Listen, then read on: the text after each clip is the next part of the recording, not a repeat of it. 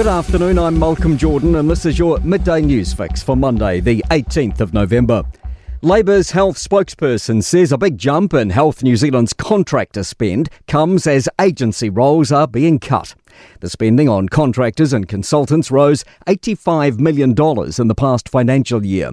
HNZ says much of it went into contractors needing to plug frontline workforce shortages.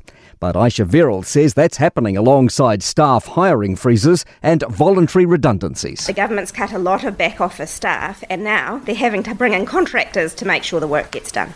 Meanwhile, nurses say they're significantly concerned about Health New Zealand's handling of staffing numbers. Nurses organisation members have voted to hold a national strike on December 3 and rolling strikes for 2 weeks after. They say the latest pay offer is well below the rate of inflation.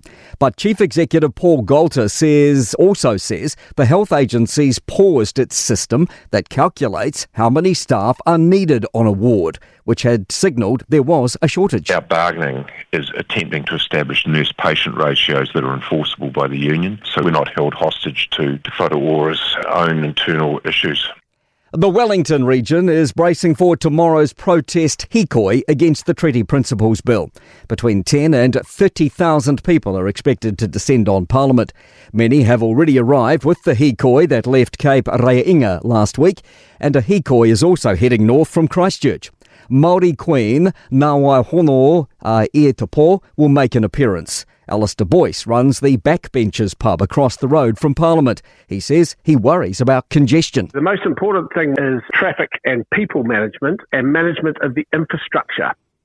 Surprise over the method used for selecting charter schools. Applicant Education 710 Plus made 4 applications but has been told to pick just one to go ahead.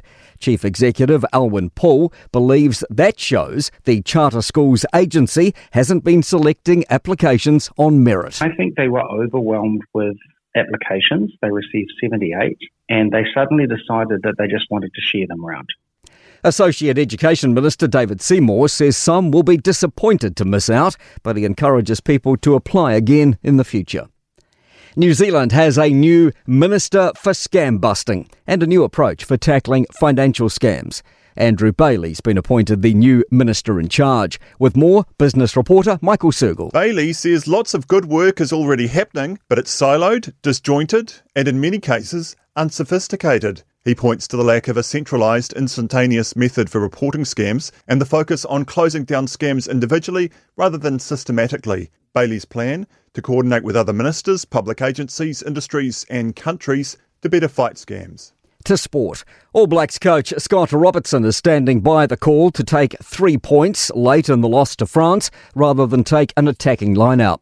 Captain Scott Barrett opted to close the gap to 1 point 6 minutes from full-time after being awarded a penalty, a decision he admits he was unsure about post-match. Sri Lanka have clinched the one-day international cricket series against the Black Caps with a match to spare after a 3-wicket win in Match 2 in Kandy. The hosts chased down 210-run target with 6 balls to spare. I'm Malcolm Jordan. That's your latest news fix. We'll be back with the next update at 5 p.m. from the Newstalk ZB newsroom.